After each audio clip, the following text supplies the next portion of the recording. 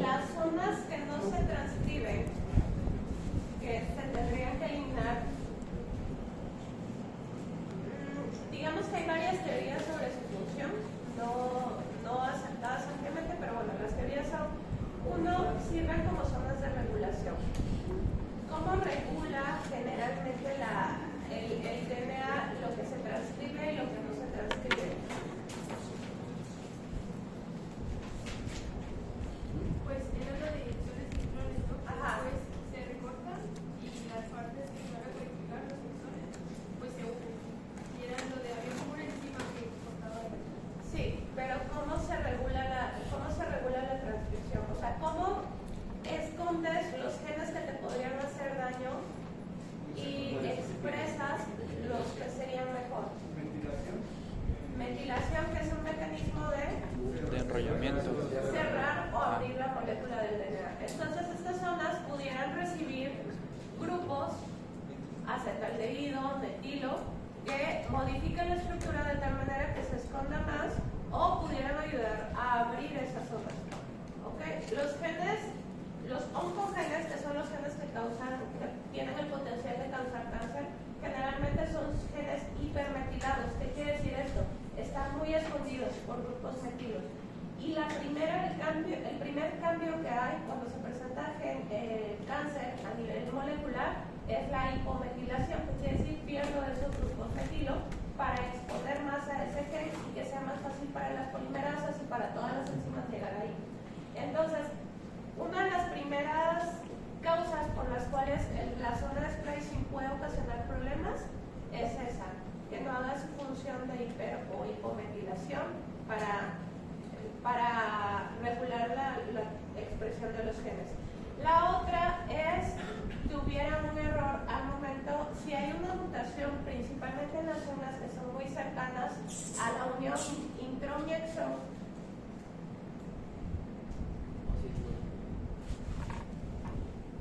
Si la mutación estuviera justo en esas zonas, pueden ocurrir errores al momento de saber en dónde cortar. O sea, puede ser que se corte un pedazo de exón que no tenía que haber sido cortado, o puede ser que incluso se formen pseudoexones, que son intrones donde no se reconoció la zona de corte y entonces pasa todo el pedazo a traducirse.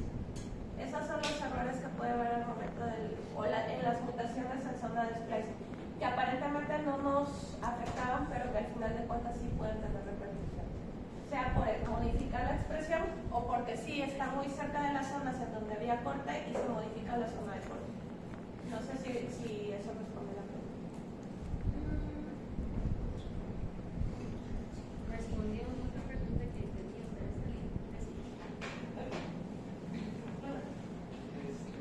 Bueno, no me quedó muy claro la parte de las situaciones que es por repetición de videos. Ajá. Esa fase antes del tiempo y después que puedes hacer No, lo que pasa es que ahí lo que les dije es que se forma un bucle similar a lo que ocurre al final de la transcripción. ¿Se acuerdan que el DNA hace como una burbuja? Entonces lo que pasa en las repeticiones de trinucleótidos es que este bucle, que generalmente pasa hacia el final, este bucle se puede quedar atorado y lo que pasa es que se está repitiendo, pero no parece que haya prolongación de la cadena porque toda esa nueva repetición se va yendo hacia la parte de adentro. Entonces por eso hay más repeticiones de ese codo. Es sentante de 3, y no parece que avance porque todo se va quedando acá. Y es generalmente en esas zonas, hacia el final de la zona. Sí, desde el transcrito. Y pues obviamente me va a afectar al final. ¿El problema está en la cadena que se está copiando o en el transcrito?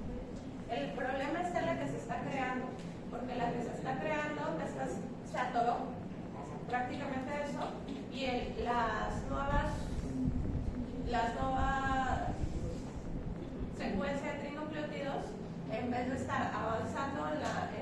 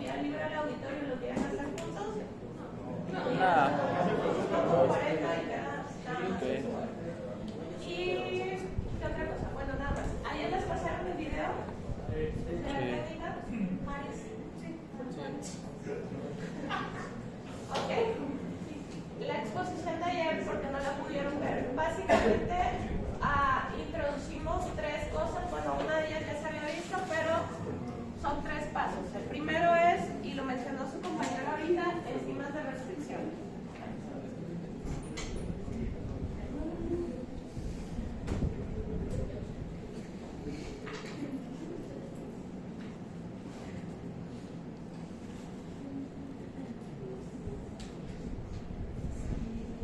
Enzimas de restricción. ¿Qué son las enzimas de restricción? Para quienes se expusieron ayer o para su compañero que pasó a participar hoy.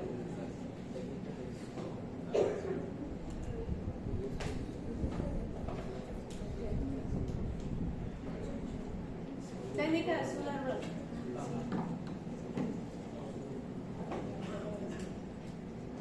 Las enzimas de restricción son nucleases, actúan como nucleases que cortan, son capaces de cortar el DNA, pero no lo cortan al azar, sino lo cortan en regiones específicas. Entonces, básicamente la primera parte de la técnica es agarrar una muestra que contenga DNA, que se puede hacer de prácticamente cualquier parte del cuerpo, pero se hace principalmente en secreciones, sangre, saliva, y ponerla o agregarle enzimas de restricción para que estas partes, este DNA, se corte. La segunda parte de la técnica es la electroforesis. Este DNA que ya está cortado, que ya está digerido y que ya está en pequeñas partes,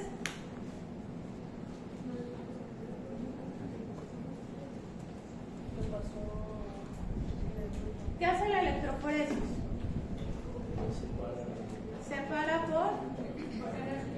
por carga y pesos moleculares. ¿Okay? Entonces se separa.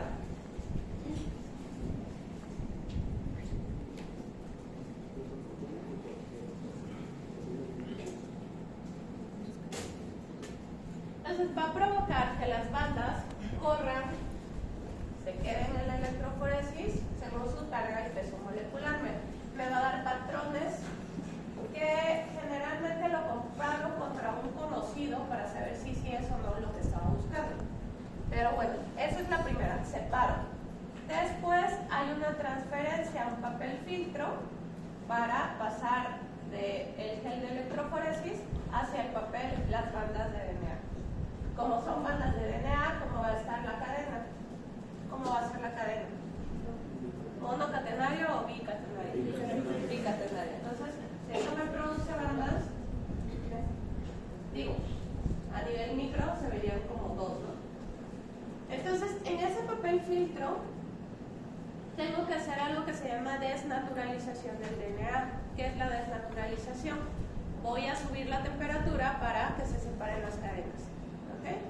Y entonces, ahí ya puedo hacer el tercer paso, que es la hibridación.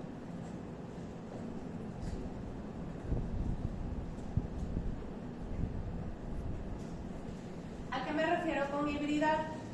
Coloco DNA que yo ya conozco de lo que yo estoy buscando para ver si se complementan las cadenas. Como ya separé, ya las cadenas están con una sola, un híbrido va a ser el DNA de la persona con el DNA que yo le puse que estaba buscando. Y estos híbridos, estas ondas que yo les pongo, tienen marcadores fluorescentes. Por eso les decían al final, es como una radiografía, una fotografía que se revela. ¿Cuál es la diferencia entre ese y FISH? FISH se trata específica, es una hibridación en sólido. Entonces ahí sí lo hago directamente con cromosoma. Entonces esa es una hibridación en líquido. Son distintas técnicas, pero al final de cuentas tienen aplicaciones muy similares. Entonces las aplicaciones, bueno, hago la hibridación, bajo la temperatura para permitir que las cadenas se combinen y entonces luego tengo el marcador, tengo las ondas marcadas de que sí o no hibridaron. ¿Qué aplicaciones tiene esto?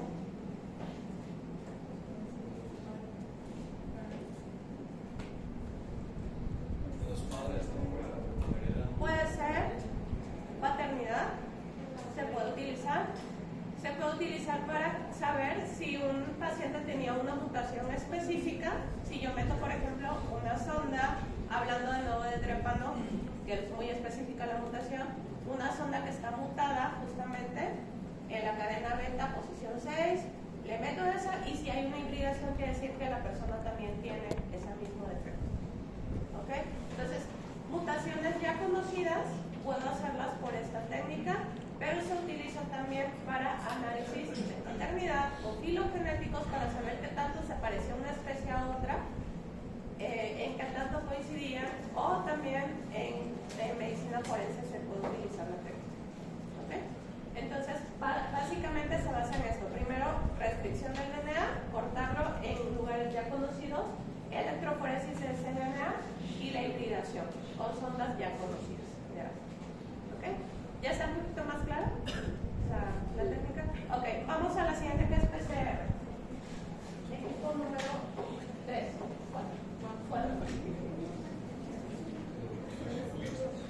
Mientras se preparan ellos. También nosotros tocaremos el tema de la reacción en cadena de la polimerasa, lo que se ha llamado PCR. Bueno, primero empezamos con algo de historia. En 1983, el bioquímico Cary Mullis, en San Francisco, primero que nada, tuvo la idea, así le dijo en una entrevista, de cómo no nada más marcar un fragmento de ADN de interés, sino también multiplicarlo.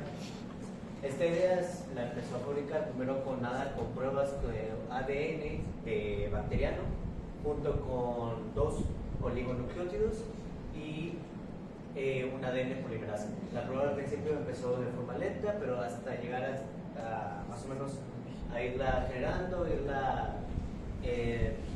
haciendo con menos materiales para poder terminar haciendo el PCR que conocemos hoy en día. No fue hasta 1993 que fue premiado por el Nobel de la Química por su descubrimiento.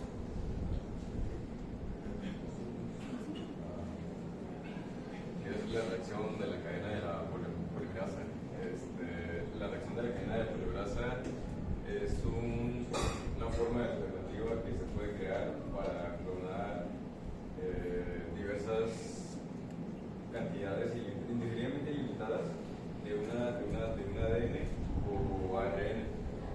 Se puede usar para diversos tipos de función en un laboratorio o un diagnóstico, y pues es algo que revolucionó actualmente para lo que son los análisis clínicos y para cualquier tipo de enfermedad.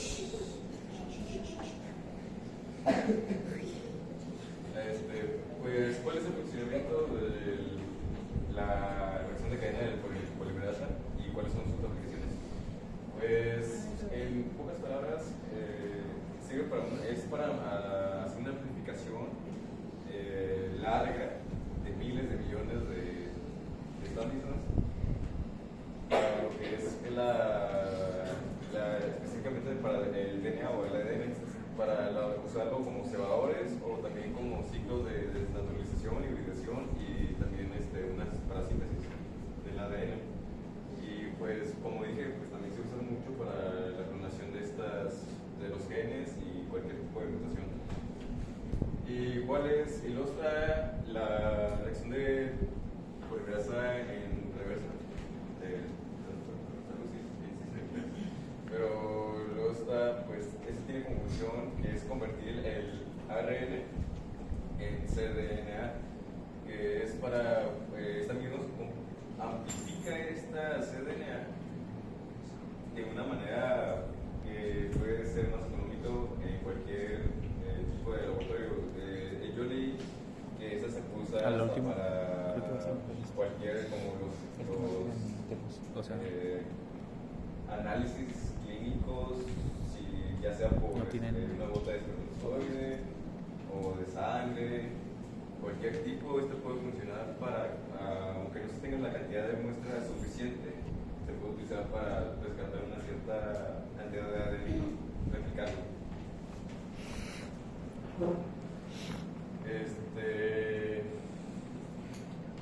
Bueno, pues nada más, en pocas palabras, para que lo que está explicando aquí es la detección de una mutación que es de la anemia falciforme.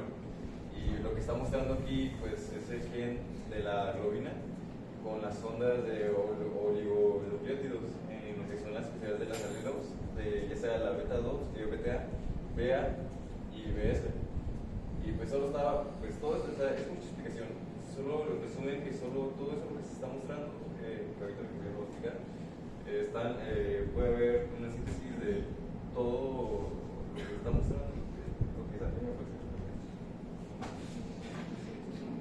Bueno, básicamente lo que mi compañero está diciendo es que en la anemia falciforme se da una mutación del gen de la globina en la región C, se da en la cadena beta, y pues básicamente, como todos sabemos, es un cambio de la valina por el ácido glutámico, y así se altera y se genera la anemia falciforme. Primero que nada, lo que mi compañero está explicando es que es donde entran en acción las dos ondas de oligonucleótidos, o también llamados cebadores. Para hacerlo más práctico los diremos cebadores, que primero entra la sonda A y también entra la sonda S, y más que nada para detección, o al menos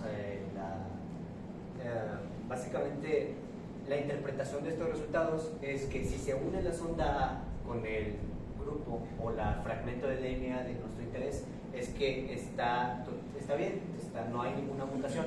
Si se une la sonda S es porque está mutado, y si se unen ambas ondas es porque el paciente es simplemente portador.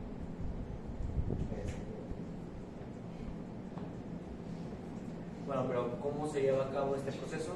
Pues primero que nada, básicamente se elige o se selecciona la cadena de DNA de nuestro grupo de interés, y después se agregan dos grupos cebadores en cada extremo del DNA de este fragmento. Luego se hace un proceso de calentamiento donde se abre este DNA, y después llega el enfriamiento para que se mantenga abierto. Los dos cebadores se unen al DNA para que luego llegue el DNA polimerasa para que empiece a duplicar, multiplicar, a duplicar, y así se extiende este ciclo hasta por 30. Y ahí está, básicamente estas son las fases, que es la preparación, se elige la región, la desnaturalización, que se calienta por los cebadores, y luego la hibridación, donde se enfría para mantenerlo y que llegue la DNA polimerasa a llegar a replicar, y se hacen hasta millones de copias en la secuencia para un análisis posterior detallado, que bueno, al final de todas estas copias se genera un plásmido para después su posterior análisis, dependiendo de lo que se busque hacer con este proceso. Vamos a ver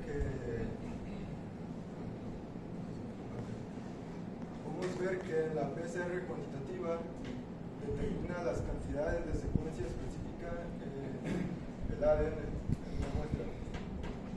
Podemos ver que en las fases iniciales el ADN se duplica en cada ciclo, y la cantidad de material amplificado se sigue en una gráfica semi-logarítmica. La medición, digamos, los ciclos necesarios para alcanzar un umbral, indica la cantidad inicial de un ADN. El tiempo real del PCR, cuantifica el ADN o ARN encontrado en una muestra de control, asegurando curvas y paralelas.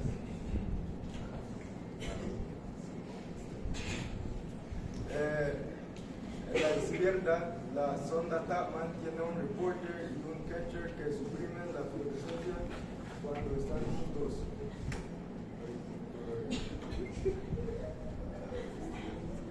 Esto creo que tiene que ver con la función, la amplificación. Acá podemos ver la imagen un poquito más amplificada. Tiene que ver con la corte de la sonda, separando que el catcher, permitiendo que el reporter emita la fluorescencia. El uso cuantifica el ADN con alta precisión en tiempo real.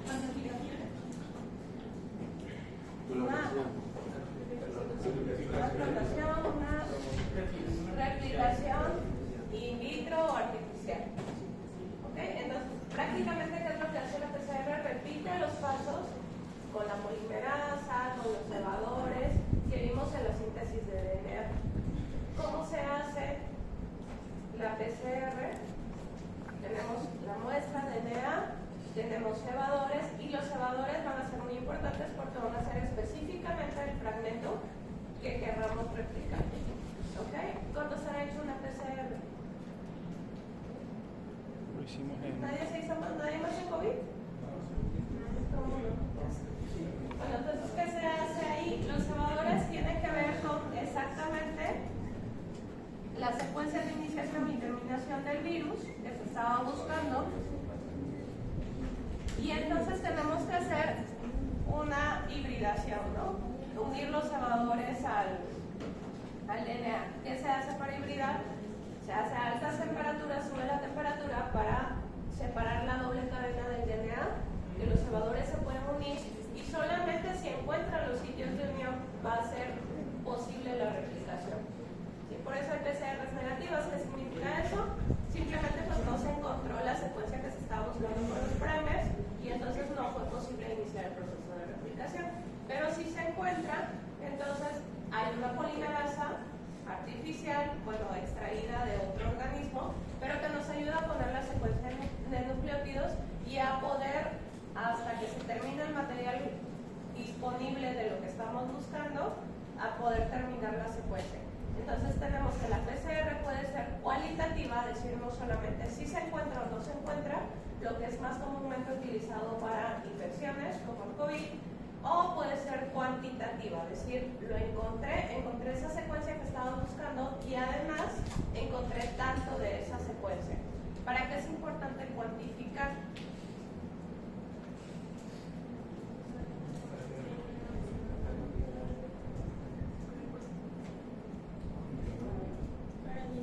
Bueno, a eso lo pudiera decir con quality, o sea, decir si está o no está. Existen ciertas situaciones en las que sí es importante, como HIV. Paciente con HIV me inicia con un número muy elevado, generalmente de copias, entonces le hago una PCR inicial, hago una carga viral, cuantifico cuánto hay de virus, y entonces damos tratamiento y lo esperado es que esa carga llegue a cero, que sea indetectable la PCR, pero el seguimiento lo vas dando con estudios cualitativos.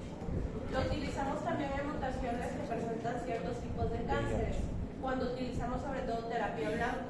Se encontró una mutación para lo que ustedes quieran, cromosoma Filadelfia, BCR-ABL1.